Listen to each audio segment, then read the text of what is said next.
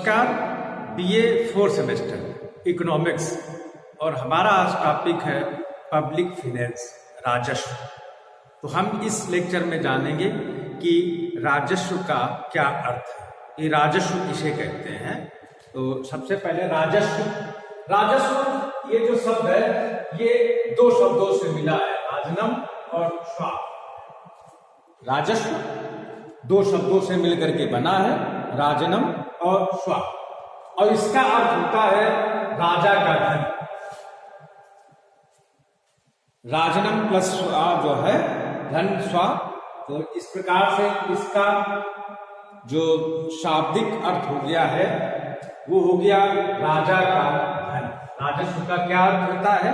तो राजस्व का अर्थ होता है राजा का धन। राजा को समाज का मुखिया कहा जाता है। किसी भी समाज में उसका जो मुखिया होता है वो राजा के सदृश होता है, राजा कहा जाता है। इस प्रकार से जो राजस्व का अर्थ हुआ वो हो गया मुखिया का धन। मुखिया के धन को राजस्व कहा जाता है, क्योंकि राजा का धन, राजा ही समाज का प्रतिनिधि होता है, तो इस प्रकार से मुखिया का धन राजस्व। राजस्व के अंतर्गत इस बात का अध्ययन करते हैं कि राजा धन किस प्रकार से एकत्र करता है और किस प्रकार से उसको व्यय करता है। राजा कहां से धन को एकत्र करता है और राजा किस पर धन व्यय करता है। तो राजस्व के अंतर्गत इस बात का अध्ययन किया जाता है, राजा धन किस प्रकार से और कहां से एकत्र करता है और व्यय करता है। किस प्रकार से, कहां से एकत्र करता है, आय और व्यय दोनों। आय किस प्रकार से करता है और व्यय किस प्रकार से करता है। अंग्रेजी में राजस्व को अंग्रेजी में पब्लिक फाइनेंस कहा जाता है, जिसका अर्थ होता है सार्वजनिक वित्त।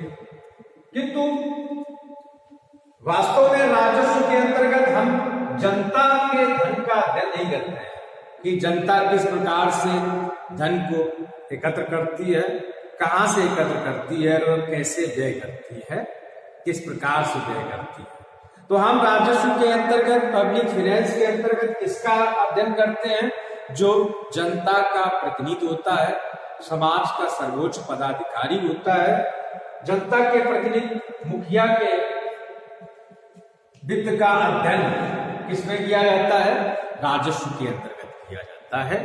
लोकतांत्रिक सत्ताओं में राष्ट्रपति, संसदीय शासन प्रणाली में राष्ट्रपति के नाम से ही सारी सत्ताएं संचालित होती है।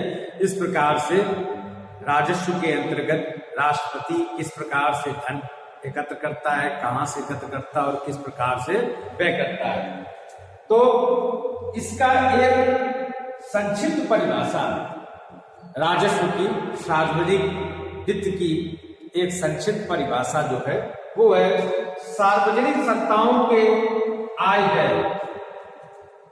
जो समाज का सर्वोच्च पदाधिकारी है, संस्था है, सार्वजनिक सत्ताओं के आय व्यय संबंधी कार्यों का अध्ययन करने वाले शास्त्र को राजस्व कहा जाता है।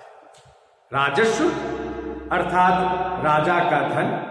अब इसमें हम सार्वजनिक सत्ता का किस प्रकार से सार्वजनिक सत्ताएं आय एकत्र करती हैं अपनी आय को और किस प्रकार से व्यय करती हैं। तो राजस्व के अंतर्गत सार्वजनिक सत्ताओं के वित्त का अध्ययन किया जाता है। धन्यवाद।